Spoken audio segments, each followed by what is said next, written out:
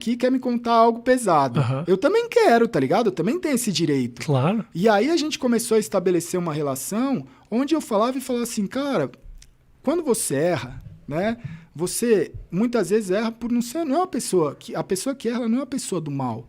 Você tá aprendendo, né? Você vai cometer erros na sua vida. E tem coisas que você vai passar que a culpa não é sua. Igual eu tava falando lá de separação, briga familiar, muitas vezes a culpa não é sua. Então você vai ter vergonha disso? Coisas que aconteceram comigo, o pessoal falava, você não tem vergonha? Eu falava, mas mano, a culpa não é minha. Por que eu vou ter vergonha de falar que aconteceu isso, ou que aconteceu aquilo, ou que eu passei por isso? Eu falava assim, cara, se eu não tirar isso de dentro de mim e dividir com as pessoas, eu vou ficar segurando esse peso. E esse peso vai se transformar de novo em depressão ou em alguma coisa que eu acho que foi muito mais racional pelo instinto de sobrevivência. Eu acho que isso aí foi instinto de sobrevivência. Eu lembro, hoje minha vida mudou completamente. Deixa eu te interromper rapidinho. Matheus, não precisa nem interromper a gravação. Eu tô sentindo que tem alguma interferenciazinha aqui, cara. Eu tô ouvindo também. Então, alguma interferenciazinha, que é uma coisa que eu nunca tinha sentido. Tira o mic e bota de novo. Não precisa nem interromper a gravação aqui, porque até justifica o fato da gente ter falado com interferência. É um sonzinho, parece uma música de fundo, uma pessoa falando baixinho. Um radinho parece assim, sabe? Quase zero agora. Alô. Alô, 1, 2. Não, melhorou bastante. Melhorou bastante. Foi? Desculpa interromper. Imagina. Tivemos uma interferência de uma rádio. Por favor, pessoal do Horário do Brasil, não transmite mais enquanto eu tô gravando aqui, tá bom? Um abraço pra você. Interrompe. O cara tava abrindo o coração aqui pra mim. Me fala, deixa eu te perguntar, tu tava falando a respeito da depressão, aquele momento que você falou que era um momento familiar muito complicado. Sim. O que exatamente estava acontecendo dentro de casa para que você... A não ser a questão financeira que você me disse. Não, mas você tá falando do começo. Isso. Não, o episódio da depressão foi recente. Eu não sabia.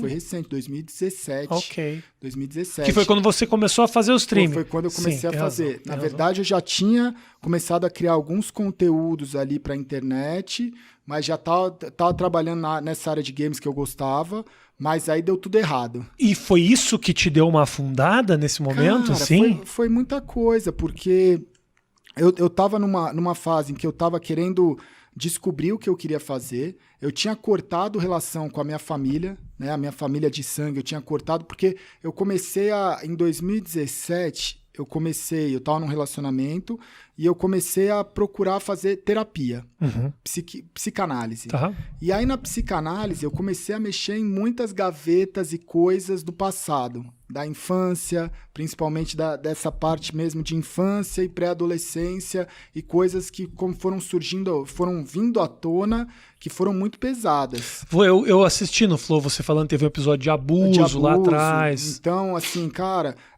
abuso sexual, acho que o abuso psicológico, de você ser uma posse, né? De existir, eu acho que dentro da sua casa, coisas que você olha assim e você fala, cara, é muito... Hoje eu olho e falo assim, putz, velho, eu queria ter uma família em que eu olho e falo assim, uma relação te tira um pouco da... É a inocência mesmo. Depois Irmão, que você perde isso, a vida muda, cara. As experiências que a gente tem familiares na infância, como as que você passou, como todos nós passamos algum tipo de experiência, obviamente a tua foi muito dura e tudo mais, nos marca para sempre e cria e molda a nossa personalidade. É muito louco como a infância, ela basicamente pavimenta a estrada pro resto da tua vida. E por mais assim que eu sempre fui essa pessoa de buscar me relacionar e ter amigos, eu percebia que eu sempre tive muita raiva em muitas coisas. Eu sempre tive muita raiva, eu sentia muita raiva, eu tinha muita raiva. Minha mãe falava que eu tinha muita raiva com ela e ela não sabia o que era. Sabe? Só que o seu cérebro, ele vai de alguma forma bloqueando aquilo, deixando aquilo de lado, escondendo aquilo para você mesmo. E eu acho que você vai passando isso, só que vai internalizando de uma forma que cada um tem um jeito. Então, eu olho assim e falo várias coisas. Hoje eu consigo entender as atitudes que eu tive na minha infância e na minha pré-adolescência, que eu falo, mano, que doideira, velho, não era culpa minha. Isso eu acho que é um negócio, porque eu virava e falava assim, mano, eu não quero ir pra balada, quando eu era, tipo, sabe, negócio de matinê, eu odiava matinê, eu odiava ver o relacionamento assim, tipo, eu nunca tive na época da pré-adolescência e da adolescência, aquele desejo louco de, nossa, eu preciso ficar com uma garota, eu preciso sair pra paquerar. Eu olhava aquilo e de alguma forma aquilo não me fazia bem. E eu não entendia o que era. E eu olhava e falava assim, mano, será que eu sou estranho? Né? Será que por que eu não sinto isso? Né? E várias outras coisas que eu acho que você vai vivenciando e que você não sabe o que está acontecendo, né? Em relações, às vezes você vê relações do seu amigo, da sua amiga, na casa dele, você olha a família, você olha e fala assim, nossa, é assim, sabe? Total. Então, eu acho que hoje eu olho e eu consigo entender e olhar e falar assim, caramba, velho, é uma paz de você saber que você não era tão diferente, né? Porque eu acho que a gente vive isso de hoje o que eu busco, né, nas streams, na tribo, é você poder ter um lugar onde você se aceite. Que eu acho que é isso que muitas vezes as pessoas mais machucam. Ela olha aquilo e ela fala assim, putz, eu tenho que ser desse jeito, eu tenho que ser daquele jeito.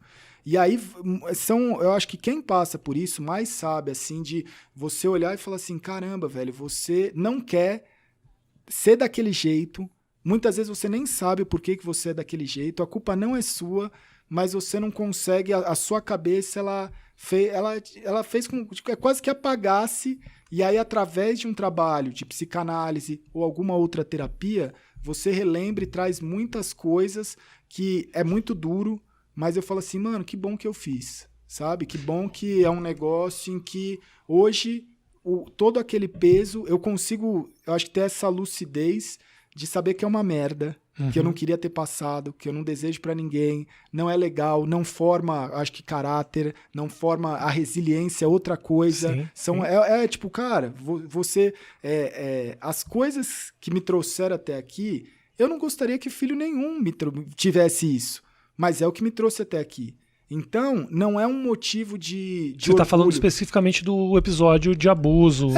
Mas assim, eu acho que quando você tem o episódio de abuso, é uma das coisas, né? Porque ele acaba sendo uma semente de muitas outras coisas. Porque assim, o abuso sexual é uma coisa que ele te marca, ainda mais quando eu acho que é dentro de casa, numa relação, né, onde você tinha que ter a maior segurança do mundo. Com a sua mãe foi o exatamente. Né? Então, eu acho que assim, quando você tem esse tipo de coisa, é um episódio. Mas aí depois vem outra coisa de você, tipo, cara, você receber como se...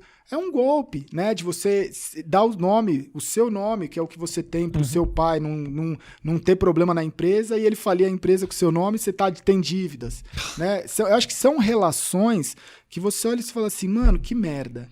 Mas isso foi fazendo com que eu fosse criando um casco onde você fala assim, cara, eu vou sobreviver, eu vou ser uma pessoa que eu preciso lutar. Só que isso também te traz cicatrizes, isso também te traz marcas, isso te traz coisas que por mais que hoje a vida seja boa, eu acho que eu consigo tentar balancear ao máximo de olhar e falar assim, mano, que merda, né? Quando eu olho, eu falo assim, Deus, obrigado por tudo. Mas de vez em quando ainda te pega, de vez em quando ainda te... Apesar de você ter conseguido direcionar essa energia de uma maneira muito produtiva e tudo mais, ainda você toma uns baques. Eu acho que é você ter a consciência de que você vem pra cá aprender alguma coisa. Se é isso que eu tenho que aprender, eu vou tentar levar da maneira melhor possível. E aí eu vou tentar ser grato, né? De virar e falar assim, cara, que bom que eu posso curtir coisas que hoje eu não poderia curtir, ou pode ser que em alguma outra vida eu não conseguia curtir. Claro. Então eu acho que você não consegue olhar e dar o valor quando você não sabe o quanto aquilo vale. Né? Então eu acho que assim, é aquilo que eu falo muitas vezes, eu falo, cara, você só dá valor ao seu pé quando você vira e chuta uma quina, ou você quebra o seu pé e você acorda e não consegue ir no banheiro. Exato. Você só sabe que você tem um dente quando o seu dente tá lá doendo tanto que você não consegue comer e fala, que merda, eu não consigo nem respirar de tanta dor de dente. Então, eu tento olhar e falar assim, cara, eu não vou olhar só as coisas ruins que aconteceram. Eu vou ser grato às coisas boas que estão acontecendo, mesmo que pareça que isso não é coisa boa, porque a pessoa, ela pega as coisas boas para ela e ela acha que aquilo ali é o que tem que acontecer. né? Tipo assim, eu tenho emprego. Eu não agradeço todo dia que eu tenho emprego, até eu ser demitido e pedir pelo amor de Deus pra eu conseguir um emprego novo. Ué, e todos os dias que você tava empregado e você fica, né? Eu acho que... Os relacionamentos amorosos que fazem um casamento, eu casei 13 anos. As pessoas, por que não deu certo? Meu irmão...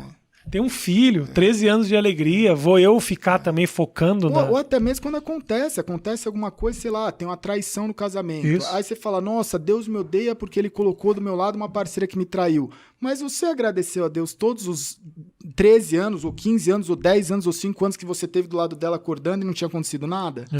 É difícil pensar assim, é difícil, mas quando eu olhei e tento racionalmente olhar, porque quando deu a merda mesmo... Eu acho que a única forma que eu consegui foi olhar e ter um discernimento e falar assim, cara, se eu não for muito racional e se eu não fizer o que eu preciso fazer, como se fosse uma fase de videogame, você tá ali tentando. Se você não parar e falar assim, cara, eu preciso fazer isso, não adianta eu passar nervoso, não adianta, eu posso até estar nervoso, mas eu não posso, né, fazer deixar com que isso te derrube, né? Com que aquilo impacte. Eu posso estar com raiva, eu posso estar nervoso, eu posso estar, triste, mas aí eu olhei e tentei racionalmente falar assim, cara, eu vou fazer isso, o que precisa ser feito. E eu acho que eu sinto muita falta, assim, dessa época onde você é colocado numa situação de uma pressão tão grande que porque eu gosto da pressão, eu gosto da competição. E aquele momento da minha vida foi um momento que eu virei e falei assim, cara, eu vou fazer isso, vai doer, mas eu vou tentar fazer isso da forma mais digna e da melhor forma possível. Então eu acho que isso daí eu consegui levar, que foi o